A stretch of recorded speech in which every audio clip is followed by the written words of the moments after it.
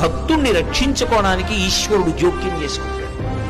ఆయన ఎలా జోక్యం చేసుకుంటాడో మనకి తెలియదు. ఒక్కొక్కసారి బహుముందుగానే జోక్యం చేసుకుంటాడు. వచ్చేది తెలుస్తుంది కాబట్టి అడ్డుకట్ట వేసి నించుంటాడు. మనకి తెలియవు ఆయన యొక్క కృత్యములు. భక్తుణ్ణి మాత్రం ఆదుకుని తీరుతాడు ఈశ్వరుడు. నన్ను నమ్మండి అంతే, అంతకన్నా నేను చెప్పలేను. ఒక సమస్యని ఇచ్చే ముందు మనం సమస్య వచ్చాక ఆలోచిస్తాం.